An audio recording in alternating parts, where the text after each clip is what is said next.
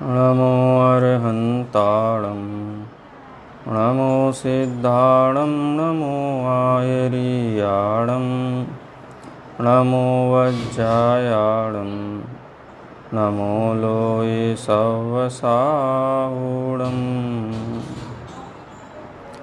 नमः श्रीवर्धमानाय निर्धूतकलिलात्मने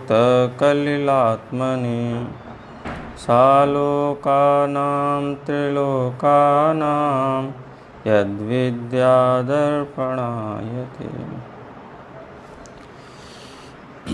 रत्नकंठ श्रावकाचार्य के सम्यक दर्शन अधिकार के ऊपर अपनी चर्चा चलती है। आचार्य समंतभद्र देव कहते हैं कि धर्म, समीचीन धर्म वही है जो जीव को उत्तम सुख में स्थापित करे, और वह सम्यक दर्शन श्रद्धा, ज्ञान और चारित्र रूप है, जिसमें श्रद्धा का लक्षण बताते हुए आचार्य समंतभद्र देव कहते हैं कि जो सच्चे देव, सच्चे शास्त्र और सच्चे गुरु का श्रद्धानी है, 3 मूर्ताओं से रहित है, 8 अंगों से रहित है, 8 अंगों से सहित है और 8 मदों से रहित है, वह सच्चे देव का लक्षण है। इस प्रकार से वास्तव में 3 लक्षण वहाँ पर सम्यक दर्शन के किए। सच्चे देव, सच्चे शास्त्र और सच्चे गुरु का श्रद्धानी, 3 मूर्ताओं से रहित, 8 अंगों से सहित और 8 मदों से रहित, यह सम्यक दर्शन का लक्षण है। उसके बाद सच्चे देव का लक्षण बताया। तो सच्चे देव के लक्षण में 3 लक्षण लिए। 3 लक्षण कौन कौन से हैं? वीतरागी, सर्वज्ञ और हितोपदेशी। ये त्रिलक्षण जिसमें घटित हों वही सच्चे देव हैं। वीतरागी माने निर्दोष होना, किसी भी प्रकार का दोष नहीं होना। जिसको हम ईश्वर माने, यदि उसमें दोष होगा तो वो हमारे कैसे दोष दूर करेगा। तो आप्त में का निर्दोष होना बहुत ज़रूरी है। यदि वो स्वयं निर्दोष नहीं है तो इस बात की गारंटी नहीं है कि अन्य के भी दोष दूर करने में वो निमित्त भूत हो सकता है। दूसरा लक्षण किया सर्वज्ञता और तीसरा लक्षण किया था हितोपदेशीपना। इसी प्रकार फिर वो उसका विस्तार आया कि वीतरागता का मतलब क्या है, कि सर्व प्रकार के दोषों से रहित। 18 दोषों की चर्चा की थी, च्युत, पिपासा, जरातंक, जन्मातंक वगैरह। और उसके बाद सच्चे शास्त्र का, तो सच्चे शास्त्र में 6 लक्षण बताए उन्होंने, 6 विशेषताएं बताई। यदि सच्चे शास्त्र हैं तो सबसे पहली विशेषता ये है कि किसी छद्मस्त के द्वारा कहे हुए शास्त्र नहीं होते हैं, किसी रागी द्वेषी के द्वारा नहीं कहे होने चाहिए। किसके द्वारा कहे जाने चाहिए? आप्त के द्वारा। जिन आप्त का हमने लक्षण किया, वीतरागी, सर्वज्ञ और हितोपदेशी हैं, उनके द्वारा जो कहे गए हैं वही सच्चे शास्त्र हैं। दूसरा लक्षण क्या है कि आप्त ने कह दिया इसलिए सच्चे हैं? नहीं, वो कैसे हैं उसको कोई भी गलत सिद्ध नहीं कर सकता है, असत्य सिद्ध नहीं कर सकता है। जो वचन असत्य सिद्ध किया जाए वो वचन किसी का कल्याण कैसे कर सकता है? असत्य सिद्ध क्यों नहीं होते हैं? क्योंकि अदृष्ट और इष्ट, अदृष्ट माने अनुमान, इष्ट माने प्रत्यक्ष, प्रत्यक्ष और अनुमान के द्वारा उनका कोई विरोध देखने में नहीं आता है। प्रत्यक्ष से भी हमने परीक्षा की जिनेंद्र भगवान के वचनों की, तो वो सत्य भाषित होते हैं, और अनुमान से भी यदि हम देखते हैं तो भी वो हमें सत्य ही भाषित होते हैं। जैसे जीवादि, पुद्गल आदि का स्वरूप है, काल, आकाश आदि का स्वरूप है, इसकी हम परीक्षा करते हैं चाहे प्रत्यक्ष से चाहे अनुमान से, तो उनमें कोई भी विरोध हमको देखने में नहीं आता है। तीसरा लक्षण क्या बताया था कि सत्य के उपदेशक होते हैं। सत्य है ना, उसी के उपदेशक होते हैं। शास्त्र सत्य का ही उपदेश देते हैं। ऐसा नहीं कि राग रंग की कथाओं की चर्चा हो, उसमें वैसे ही आदमी राग रंग में डूबा हुआ है। और कहते हैं ना, बुधरदास जी का एक छंद है कि पहले से ही ये जीव राग रंग में पगा हुआ है, इसको वैसे ही काम, क्रोध आदि का बहुत रस है, और ऐसे ही शास्त्र लिख दिए जिसमें काम का पोषण हो, क्रोध का पोषण हो। काम क्रोध का माने युद्ध आदि का पोषण हो, चालाकी का, मायाचारी का, लोभ का पोषण हो, तो उसका क्या भला होगा? पहले ही पीड़ित था, कोई पहले ही बीमार हो और उसको ऐसी इंजेक्शन और लगा दो कि बीमारी बढ़ जाए। तो शास्त्र कैसे होने चाहिए? सत्य के उपदेशक होने, तत्वोपदेश कृत। और कैसे होने चाहिए कि किसी एक व्यक्ति के लिए होने चाहिए, किसके लिए होने चाहिए? शास्त्र सबके लिए, सभी जीवों के कल्याण में निमित्त का भूत हों। और अंतिम लक्षण था कापथ घट्टनम, कुमार्ग का निषेध करने वाले होने चाहिए। डॉक्टर के पास हम जाते हैं तो डॉक्टर हमें क्या बताता है? एक तो पथ्य का सेवन बताता है कि रोग हुआ है ना, रोग दूर करने के लिए क्या दवाई खानी है, क्या भोजन करना है, और एक क्या देता है? परहेज देता है कि कुपथ्य का सेवन नहीं करना, जिससे रोग बढ़े। सर्दी हो गई हो तो डॉक्टर कहे अमरूद मत खाना, ऐसी चीज़ें मत खाना कि जिससे कि सर्दी और बढ़ जाए। तो कुपथ्य का सेवन, किसी को जैसे वो है ना टाइफाइड हो गया हो और गरिष्ठ भोजन करे तो क्या होगा? आंतें तो वैसे ही बहुत वीक हो जाती हैं टाइफाइड में। तो कापथ घट्टनम की मोक्ष मार्ग में सच्चे शास्त्र का जो श्रद्धानी है वो सच्चे शास्त्र उसको कुमार्ग में जाने से भी रोकते हैं। टाइफाइड ठीक नहीं होगा जब तक आंतों में बल नहीं आएगा, तब तक शरीर को पोषण नहीं मिलेगा, और पोषण नहीं मिलेगा तब तक वो दवाई असर नहीं करेगी। तो दोनों ही तरफ से काम होता है, कुपथ्य का त्याग और पथ्य का सेवन। तो जिन शास्त्र दोनों ही कराते हैं। किसी को ऐसा लगे कि पर की निंदा करते हैं, जैन शास्त्रों में निंदा का कोई प्रयोजन नहीं है। किसी के प्रति द्वेष भाव नहीं है। ऐसा नहीं कि अजैन है तो इससे द्वेष करना है, किसी के प्रति द्वेष भाव का उपदेश नहीं है।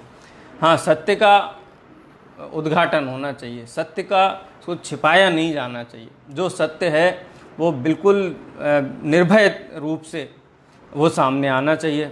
और हम देखते भी हैं कि कितने आचार्य समंतभद्र देव जैसे जो समर्थ आचार्य थे, वो निर्भय होकर के सत्य का डंका पूरे दुनिया में उन्होंने बजाया। उनका अगर जीवन परिचय भी हम पढ़ें तो ये जो लक्षण दिए हुए हैं, ये लक्षण वास्तव में उन्होंने अपनाए।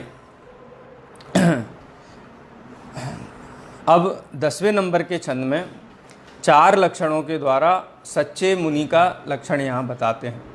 देखो, कोई ऐसा सोचे कि सच्चे देव का लक्षण बता रहे हो, सच्चे शास्त्र का बता रहे हो, सच्चे मुनि का लक्षण बता रहे हो, तो आप कौन होते हो परीक्षा करने वाले?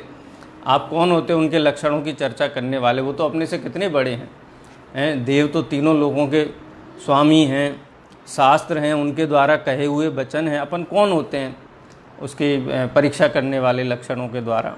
तो कहते ऐसी बात नहीं है।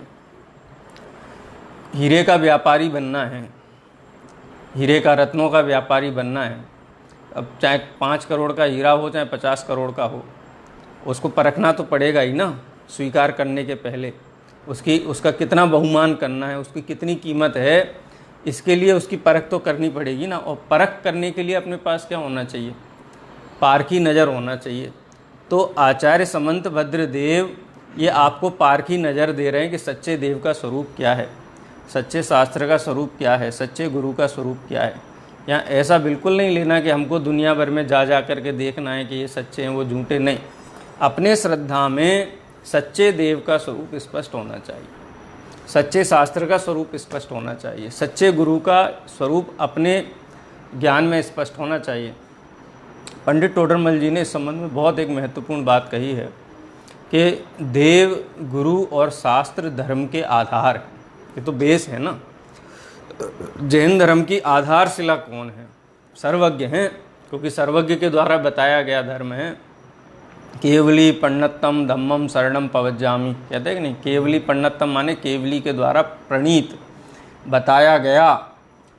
केवली पण्णतम धम्मम, केवली भगवान के द्वारा बताए गए धर्म की शरण में मैं जाता हूँ। तो केवली भगवान क्या हुए? उस धर्म के आधार हुए ना। तो पंडित टोडरमल जी ये कहते हैं कि देव गुरु शास्त्र तो धर्म के आधार हैं। इनमें शिथिलता होने से यथार्थ धर्म कैसे टिकेगा? सच्चे धर्म का क्या स्वरूप बनेगा? अपने को मकान बनाना है और मकान की नींव नहीं भरें, सीधा आप तो सिविल इंजीनियर हैं, हाँ, सीधा ईंट लगाकर या नींव मजबूत नहीं भरी जाए, कचरा भर दिया जाए तो क्या होगा? थोड़ा सा भी भूकंप का लाइट से लाइट आएगा और पूरी लाखों लोगों की जान दाव पे लग जाएगी। तो ऐसे ही ये धर्म का है। ये धर्म जीव को संसार से पार उतारने वाली नाव है। ये खटारा नाव नहीं चलेगी, बहुत मजबूत नाव चाहिए। तो इसलिए सच्चे देव गुरु धर्म के शास्त्र के बारे में आचार्यों ने कहीं कोई कसर नहीं छोड़ी। बोले उनका लक्षण आपको पता होना चाहिए। अब ये लक्षण लेकर के ऐसा घटित करने नहीं जाना है, ये मुनि में लक्षण है कि नहीं, वो मुनि में लक्षण है, ये देव में, ऐसा नहीं करना है। अपना श्रद्धान किसको देव माने, हम कैसे देव का स्वरूप का श्रद्धान करें, हम कैसे शास्त्र के स्वरूप का श्रद्धान करें, हम कैसे गुरु के स्वरूप का श्रद्धान करें। यदि उनका सच्चा स्वरूप ही मालूम नहीं होगा तो श्रद्धान किसका होगा? फिर तो कुगुरु आदि को भी नमस्कार करेगा, कुगुरु में गुरु की स्थापना करेगा। तो किसी के प्रति द्वेष भाव से, किसी के प्रति ईर्ष्या भाव से, किसी के तिरस्कार भाव से इसलिए लक्षण नहीं बताते हैं आचार्य। आचार्य लक्षण बताते हैं कि आपके श्रद्धान में सच्चे देव गुरु और शास्त्र का लक्षण है वो बहुत स्पष्ट होना चाहिए, और उसमें रंच मात्र भी शिथिलता की गुंजाइश नहीं होनी चाहिए, क्योंकि ये नींव हैं, मोक्ष मार्ग की नींव हैं सच्चे देव, सच्चे शास्त्र और सच्चे गुरु। 10वां छंद पढ़ते हैं। सच्चे गुरु का क्या लक्षण है, क्या स्वरूप है? विषयाशावसाती तो निरारंभो परिग्रह, ज्ञान ध्यान तपो रक्त सहयोगी तपस्वी स प्रशस्यते। एक बार फिर से पढ़ते हैं। विषयाशावसाती तो निरारंभो परिग्रही, ज्ञान ध्यान तपो तपस्वी स प्रशस्यते। कितने लक्षण लिए यहाँ पर? 4 लक्षण लिए। विषयाशावसातीतो, निरारंभो, अपरिग्रह और ज्ञान ध्यान तपो रक्त। 4। देखो यहाँ रत्नत्रय को लक्षण क्यों नहीं बनाया कि सम्यक दर्शन, सम्यक ज्ञान, सम्यक चारित्र को लक्षण बनाए? तो सम्यक दर्शन, ज्ञान, चारित्र दिखाई नहीं देते हैं। लक्षण तो वो हो जो ख्याल में आए। हमको लक्षण तो बता दिया है कि ऐसा ऐसा लक्षण होता है, लेकिन वो लक्षण हमको दिखाई नहीं दे, हम उस लक्षण से उनकी पहचान ही ना कर सकें, तो वो लक्षण किस काम का है? मुनि रत्नत्रय के धारी होते हैं, ये तो सत्य बात है, लेकिन सामान्य जीव कैसे पहचाने कि ये सच्चे मुनि हैं, सच्चे मुनिराज हैं? क्या लक्षण है उनका? तो सबसे पहला लक्षण है विषयासा वसाती। तो विषय आशा वस अतीतः, कि जो विषय की इच्छा, 5 आशा माने इच्छा है यहाँ पर, आशा गर्तः प्रति प्राणी। सारी दुनिया किससे दुखी है? इच्छा से ही दुखी है ना। युग युग से इच्छा सागर में प्रभु गोते खाता आया हूँ। तो ये क्या है कि सबसे बड़ा अगर जीव को कोई दुख है तो मिथ्यात्व तो है साइलेंट, लेकिन व्यक्त कैसे होता है मिथ्यात्व? इच्छा के रूप में ही व्यक्त होता है ना। रोकी न चाह निज शक्ति खोए, निर्जरा तत्व संबंधी भूले। संवर और निर्जरा में जो इच्छा है, इच्छा में जीव सुख माने इसको निर्जरा तत्व का ख्याल नहीं। इच्छा के अभाव का नाम निर्जरा है। लेकिन रोकी न चाह, इच्छाओं को रोकता नहीं है, उसकी पूर्ति करना चाहता है। इस भाव में करना चाहता है, अगले भाव में करना चाहता है। देखो, धर्म है भव के अभाव के लिए, यही है ना धर्म का। यो धरती उत्तम सुख है। उत्तम सुख कहाँ है? कौन सी गति में है? कौन सी गति में उत्तम सुख है? पंचम गति में है, 4 गतियों के पार सिद्धालय में है। लेकिन ये धर्म इसलिए करता है कि अगली जो गति है वो अच्छी गति मिले, धन धान्य अच्छा मिले, वैभव संपत्ति अच्छी मिले। यानी व्यवस्था किसकी करता है? उत्तम सुख की व्यवस्था नहीं करता है, दुख की व्यवस्था करता है। आचार्य कुंदकुंद देव ने प्रवचन सार ग्रंथ में ये कहा कि जो स्वर्ग के देव हैं ना, ये सुखी हैं कि दुखी हैं? तुम्हें क्या लगता है? तो टीका में भी आचार्य अमृतचंद देव ने वहाँ पे कहा कि कोई रोगी हो तो रोगी क्या खाता है? दवाई खाता है। यदि कोई दवाई खा रहा है तो वो सुखी है कि दुखी है? हैं? तो ये 5 इंद्रियों का जो रोग है, निरंतर इनका उपचार करने में लगा हुआ है, तो भी इसका उपचार नहीं हो रहा है, गलत उपचार है, लेकिन फिर भी निरंतर उनका सेवन कर रहा है। यानी इसको रोग है तभी तो सेवन कर रहा है। 5 इंद्रिय के विषयों का सेवन क्यों है? दुखी है इसलिए कि सुखी है इसलिए? हम खाना खाते हैं, दुखी हैं इसलिए खाते हैं कि सुखी हैं इसलिए खाते हैं? पानी पीते हैं तो दुखी हैं इसलिए पानी पीते हैं कि सुखी हैं इसलिए पानी पीते हैं? दवाई खाते हैं, टीवी देखते हैं, या जो भी 5 इंद्रिय के विषयों की तरफ हमारी दृष्टि जाती है, वो 5 इंद्रिय के विषयों में अपनी जान भी चली जाए। अभी देखा नहीं लॉकडाउन में एक दिन शराब की छूट दे दी ये तो देखो आचार्य पद्मनंदी ने उदाहरण दिए वहाँ पे कि रूबी पयंगा वो सब दिए ना, जैसे हाथी है तो हाथी स्पर्शन इंद्रिय के विषय में इतना मदमस्त हो जाता है, इतना मदमस्त हो जाता है कि वो जो शिकारी होते हैं ना, अब हाथी को जंगल में खुले हुए हाथी को उसका बंदी बनाना कोई काम नहीं है, वो नहीं बना सकते, कोई उपाय नहीं। तो क्या करते हैं कि एक नकली हाथी का वो बनाते हैं, कुट्टनी बोलते हैं उसको, ये शास्त्रों में इसका बहुत स्वरूप आता है स्वरूप है। एक नकली हथनी बनाते हैं, वो घास फूस की जैसी हो बना करके मतलब एक किस प्रकार से पकड़ा जाता है हाथी को, और उस हथनी के आगे एक गड्ढा खोद देते हैं खूब बड़ा और उसको ढक देते हैं। वो हथनी को देख करके और हाथी दौड़ा दौड़ा दौड़ा दौड़ा आता है और गड्ढे में गिर जाता है। यानी अपने जीवन को भी नहीं गिनता है, जीवन भी चला जाए माने। तो वो सुखी था इसलिए आया कि दुखी था इसलिए आया? दुखी था ना। ऐसे ही रसना इंद्री का जो मछली है तो धीवर होता है, वो कांटा डालता है, कांटे में मांस का टुकड़ा फंसा देता है या जो भी लालच फंसा देता है, तो वो रसना इंद्री के लोभ में, और देखते हैं सामने सामने कि कितने ही मछलियां फंस फंस करके जा रही हैं, लेकिन उसको रसना इंद्री का इतना लोभ है, इतनी लोलुपता है, इतना वशीभूत है कि उसमें उसका मरण भी हो जाता है, वो भी नहीं है। ऐसे रूबी पयंगा है, जो रूप का लोभी, जलती हुई लौ में बार बार आकर के बारिश वर्षा ऋतु के बाद पतंगे आते हैं ना एकदम लाइट में, तो वो सुखी हैं इसलिए आते हैं कि दुखी हैं इसलिए आते हैं? दुखी हैं इसीलिए आते हैं ना। ऐसे ही हिरण हैं तो वो शिकारी है, जो शास्त्रों के उदाहरण हैं, वो शिकारी है और वो धुन बजाता है बहुत बढ़िया और उसमें मदमस्त हो जाता है हिरण, सुनते सुनते वो आकर के उसको पकड़ लेता है। स्पर्शन, रसना, घ्राण, चक्षु और कर्ण, ये पांचों इंद्रियों के विषयों में जीव ऐसा माने प्राणों को भी नहीं गिनता है। तो इससे ये पता चलता है ना कि ये 5 इंद्रिय के विषयों का सेवन करना चाहता है किसकी कीमत पर? प्राण चले जाएं तो भी तो सुखी है कि दुखी है? निरंतर दुखी है ना।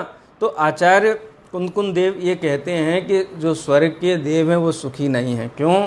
क्योंकि प्रति समय विषय भोगों में व्यस्त रहते हैं, त्रस्त रहते हैं, दुखी रहते हैं। यदि वो सुखी हों तो विषय सेवन की इच्छा ना हो। प्रति समय विषय सेवन की इच्छा इस बात का प्रतीक है कि वो दुखी हैं। छेडाला में आता है ना, विषय चाह दावानल दयो, मरत विलाप करत दुख सयो। जैसे मरण भी आ गया है तो इसलिए दुखी है कि अब ये कहाँ मिलेंगे, ऐसे विषय भोग कहाँ मिलेंगे, उनके वियोग के कारण वो जीव दुखी रहता है। और दिगंबर मुनिराज कैसे हैं? ये 5 इंद्रियों की जो इच्छा है ना वो उनकी उससे रहित हो गए हैं। विषय आशा वश अतीतो, ये तो अतीत की बात हो गई। कभी संसार में हुआ करते थे, कभी देवादिक गतियों में, त्रियंचादिक गतियों में, मनुष्य गतियों में संसार में हुआ करते थे। उस समय 5 इंद्रिय के विषयों का सेवन करते थे तो दुखी थे। देखो मुनिराज सुखी हैं कि दुखी हैं? 5 इंद्रिय की जो इच्छा है वो उससे रहित हो गए। विषया सा वसा तीतो, अतीत माने रहित हो गए, अतीत की बात हो गई, वो बीत गया है। वैसा उनका जो उपयोग में श्रद्धा ज्ञान चारित्र में 5 इंद्रियों की जो इच्छा है, विषयों की इच्छा है, वह उनकी बीत गई है, उससे रहित हो गए हैं। तो 5 इंद्रियों के विषयों का सेवन ये दुख का प्रतीक है।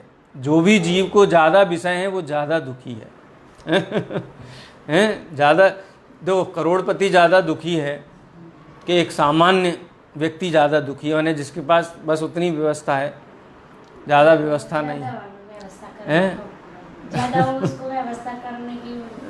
हाँ, तो ज़्यादा दुखी है। तो ऐसे ही कहते हैं आचार्य कि देव मनुष्य से भी बहुत ज़्यादा दुखी है। क्यों? क्योंकि विषय की इच्छा से पीड़ित हैं और निरंतर अनेक प्रकार के विषय भी हैं, तो इच्छाएं भी प्रबल हैं। और मुनिराज कैसे हैं? महासुखी हैं, महान सुख की उपलब्धि उनको हुई है निरंतर हैं। क्षण क्षण में अंतर्मुख हो हैं, सिद्धों से बातें करते हैं। सिद्धों से बातें करते हैं माने सिद्ध समान अपने स्वरूप में लीन होकर के मस्त रहते हैं। तो विषया सा वसाती। तो अब इसमें एक हम निकालें, अब ये लक्षण है ना मुनि का लक्षण, तो सच्चे गुरु कौन नहीं है? अतिव्याप्ति, अव्याप्ति और असंभव दोष घटित करना पड़ेगा ना। तो कौन है? जिनको विषयों की इच्छा है। अब विषयों की इच्छा ये कैसे पता चलेगा? ये ऐसे पता चलेगा, या तो स्वयं विषयों में प्रवृत्ति हो, या दूसरों को विषयों में प्रवृत्ति कराए, या दूसरे विषय में प्रवृत्ति करे उसकी अनुमोदना करे। कृत कारित अनुमोदना से 5 इंद्रिय विषयों का सेवन होता है। ऐसा होता है ना, बहुत से माताएं बहनें होती हैं, वो स्वयं तो जमी कंद आदि का त्याग होता है, लेकिन अपने बच्चों को बना करके प्रेम भाव, खा ले पेट नहीं भरा, अल्लाह क्या खाएगा वो बना दूँ।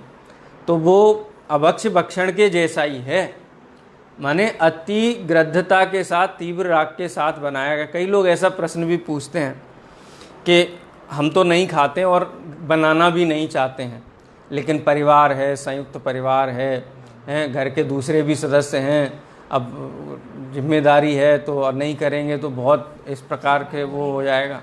देखो ये तो अपनी दृढ़ता की कमी है, और दूसरी बात इसमें है ही नहीं। अपन दृढ़ रहो ना, अपनी दृढ़ता यदि है तो सामने वाला उस दृढ़ता को स्वीकार करता है। ये कोई दोष तो नहीं है। अभक्ष्य नहीं पकाना, अभक्ष्य का भाई हम नहीं करते हैं तो नहीं करते हैं। अब जो भी उसका क्या बोलते हैं काउंटर इफेक्ट आए, उतना अपने अंदर बल पुरुषार्थ होना चाहिए कि कुछ भी हो, कितनी भी प्रतिकूल परिस्थिति हो, अभक्ष्य का भक्षण ना हम करें। कम से कम बहुघात आदि जो हैं स्वयं त्यागी हुए हैं। यदि दूसरे को खिलाते हैं, दूसरों के लिए बनाते हैं, तो कृत कारित अनुमोदना में एक जैसा पाप का है। बल्कि ऐसा कहा है कि खाने वाले से ज़्यादा खिलाने वाले को पाप लगता है।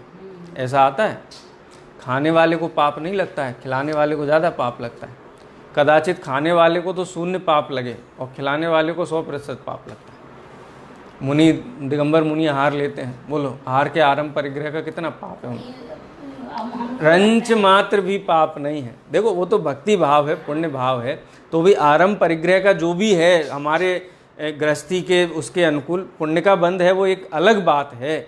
लेकिन उसमें जो भी आरंभ परिग्रह हुआ, किसी जीव की विराधना हुई, कितनी भी अत्याचार प्रवृत्ति हुई, हाँ, तो मुनि भगवंतों को नहीं, तो भोजन करने वाले से ज़्यादा तो भोजन कराने वाले को पाप लगता है। न्याय से देखना, उसमें छल ग्रहण मत करना। ऐसा नहीं कहना कि देखो त्यागी व्रतियों को भोजन कराने को पाप कह रहे हैं, वो बात नहीं है। उसको न्याय से देखना, उसको न्याय और नीति से देखना। श्रेयस्कर तो ये है ना कि आहार देने वाले की जगह आहार लेने वाली भूमिका में आ जाओ ना, तो उस पाप से बच जाओगे। आगे बढ़ने का उपदेश है, गिरने का उपदेश तो है नहीं जिनवाणी में। उत्तरोत्तर आगे बढ़ने का उपदेश है। और यदि बहुत ऐसी प्रतिकूल परिस्थिति भी हो और करना भी पड़े, तो बहुत खेद बरतना चाहिए कि पूर्व में ऐसे क्या पाप किए थे जिसके कारण ऐसा संयोग मिला। उसमें हर्ष बुद्धि तो रंच मात्र भी नहीं होनी चाहिए। तो कोई अपने आप को मुनि कहे और स्वयं तो सेवन नहीं करते क्योंकि त्यागी हुए हैं, स्वयं तो मकान नहीं बनाएं, स्वयं तो ये नहीं करें, लेकिन दूसरों को उपदेश दें वास्तु का, दुकान खोलने का, व्यापार का, उनको दें आशीर्वाद, लेके जाओ दुकान में रख देना, तुम्हारी दुकान चलेगी। ये क्या है? ये विषयासा वसा अतीत वाला लक्षण नहीं है, माने विषयों की आशा है। अब उसकी पूर्ति स्वयं नहीं कर पा रहे हैं तो उसकी पूर्ति अन्य के माध्यम से करते हैं। तो जो सच्चे मुनि होते हैं वो विषयों की इच्छा से अत्यंत रहित, अत्यंत विरक्त होते हैं। दिगंबर मुनिराज तो ऐसे होते हैं कि स्वयं के शरीर में भी रोग हुआ हो और उस रोग को ठीक करने की रिद्धि भी उनके पास हो, तो उस रिद्धि का प्रयोग नहीं करते, उसकी रिद्धि प्रयोग करने का विकल्प नहीं आता है। ऐसे परम दिगंबर मुनिराज होते हैं। किसी चीज़ को स्पर्श कर दें तो स्वर्ण की हो जाए। आचार्य शुभचंद्र और भर्तृहरि दोनों भाई भाई थे, हैं, दोनों ने संसार छोड़ा। आचार्य शुभचंद्र ने मुनि दीक्षा धारण की। हैं, पुण्य का उदय है, हो गई, उसकी इच्छा नहीं है। रिद्धि देखो मांगने से नहीं मिलता। हाँ, जैसे तीर्थंकर के पास इतना वैभव होता है समोसरण आदि में, उसके पहले भी होता है, तो किसकी इच्छा है? वो किसी की इच्छा नहीं। अपन कहते हैं जो पैसे के पीछे भागता है वो दरिद्र रहता है, और जो धन पे दृष्टि नहीं करता है धन उसके पीछे आता है। ये बहुत मतलब इसका ये है कि जो लोभी है धन का, वो धन के पीछे भागेगा तो निरंतर क्या कमाएगा?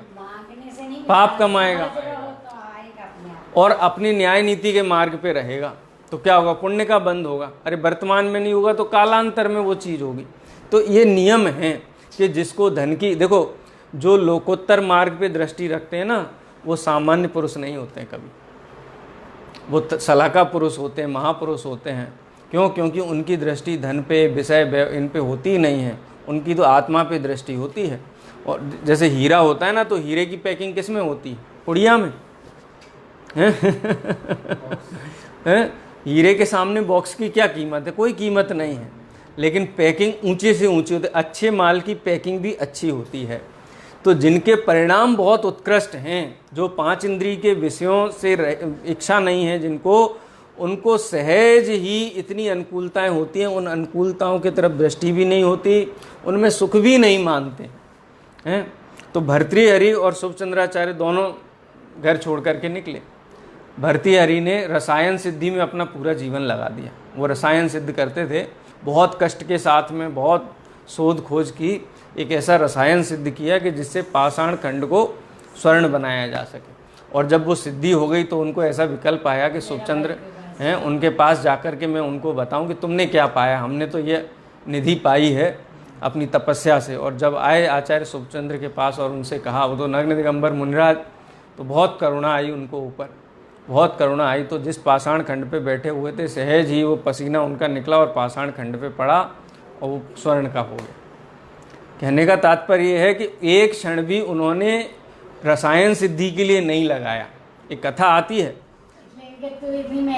माने हाँ, ये पारस है ना अपने पास, तो ये जड़ को भी स्वर्ण कर दे, इतनी सामर्थ्य इस चेतन में है। रिद्धिधारी जो मुनिराज होते हैं, उनके पास कितनी रिद्धियाँ होती हैं कि किसी बहुत कम संसाधन वाले श्रावक के घर में भी आहार हो जाए तो अक्षय महानस रिद्धि के कारण वो ऐसी सामर्थ्य हो जाती है कि चक्रवर्ती की सेना भी भोजन करके निकल जाए तो भी भोजन कम नहीं पड़े हैं। हाँ, पंचाश्चर्य हो जाए।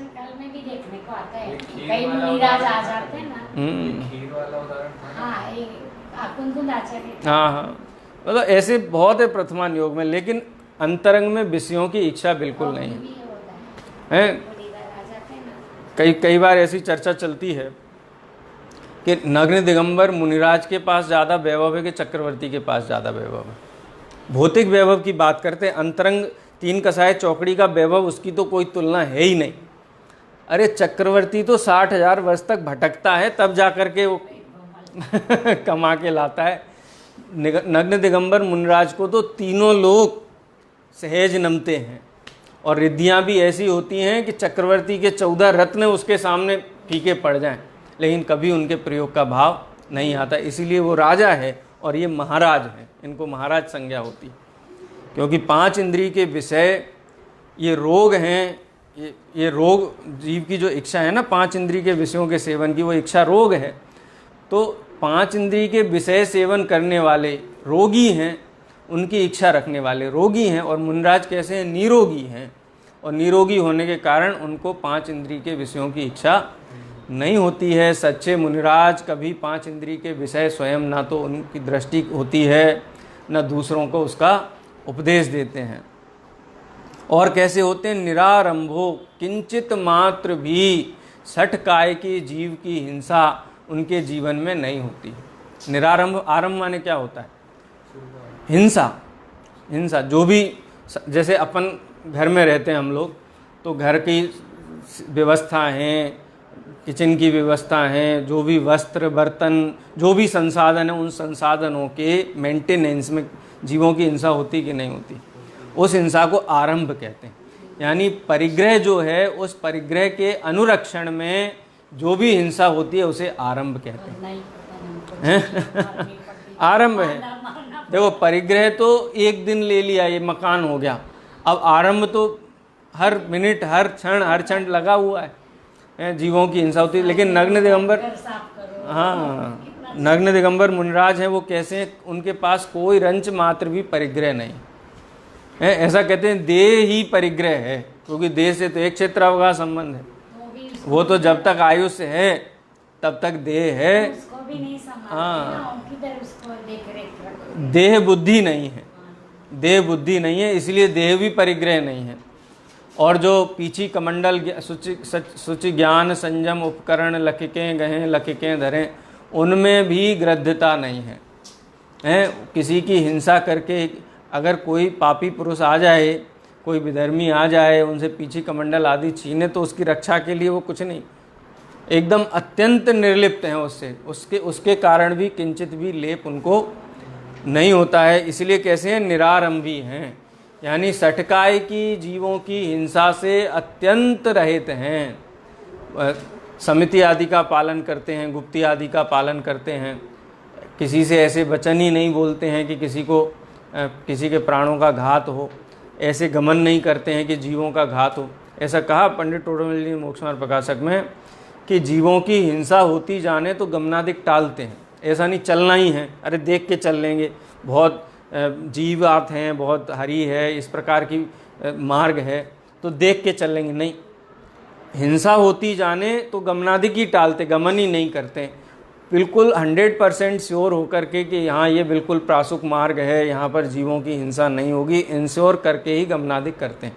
इसलिए कैसे हैं? निरारंभी हैं, यानी किसी भी प्रकार के परिग्रह से रहित होने के कारण उसके अनुरक्षण में होने वाली हिंसा से अत्यंत रहित हैं।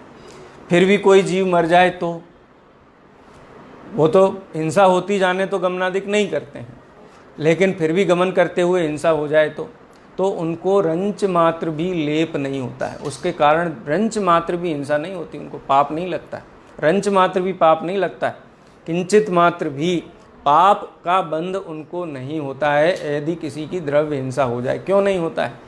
सूक्ष्मापि न खलु हिंसा पर द्रव्य निबंधनात् भवति पुंसः, कि पर द्रव्य के मरण से, पर जीवों के मरण से, घात से हिंसा नहीं होती है, ये तो जीवों के परिणामों से ही होती है।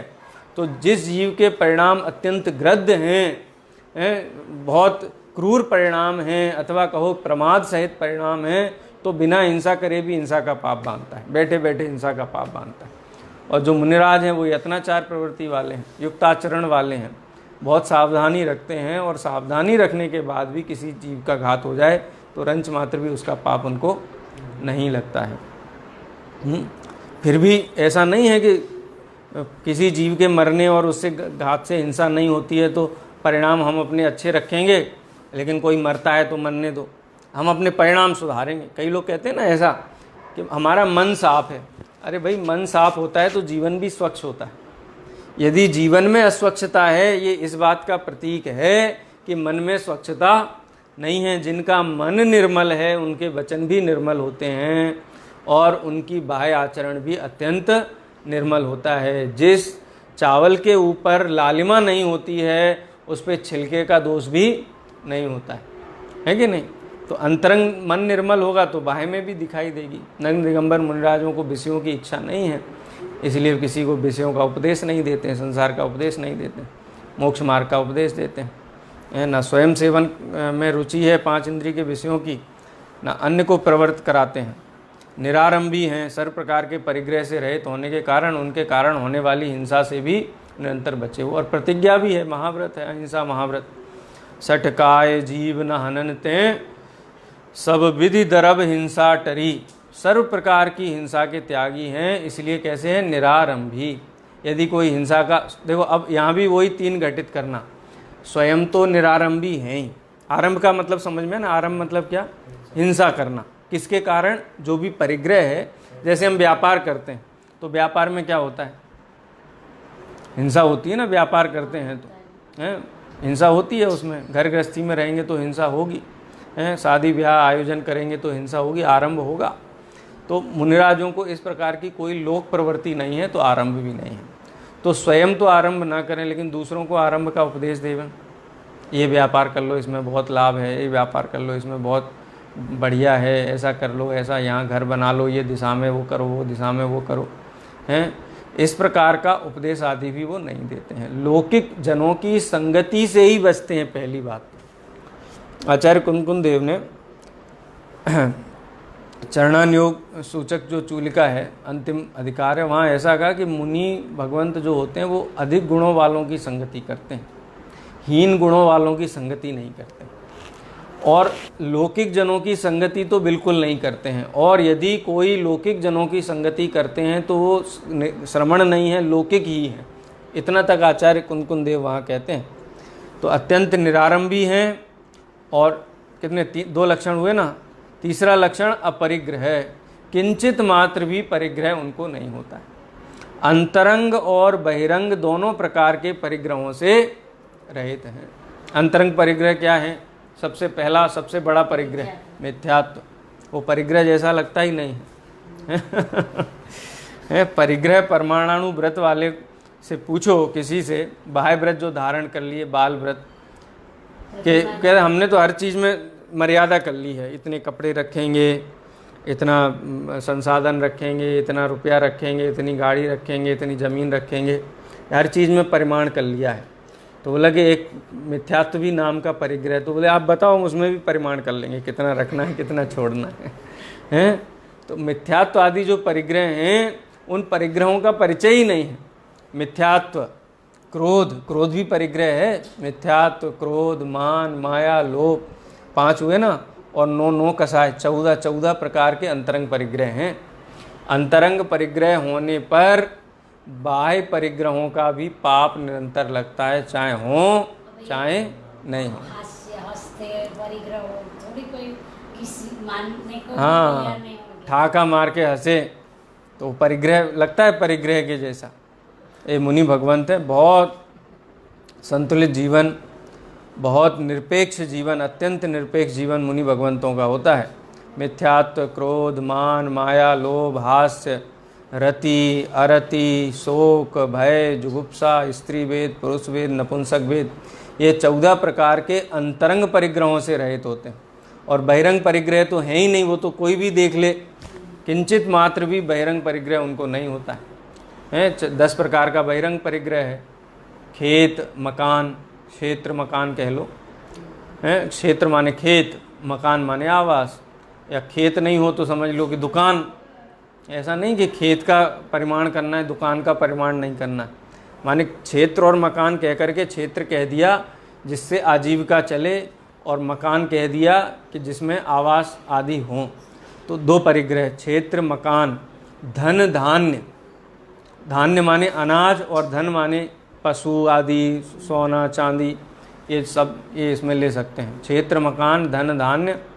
दासी, दास, कुप्य, वस्त्र, बर्तन, और 2 और हैं, सोना चांदी, सोना चांदी भी लिया है।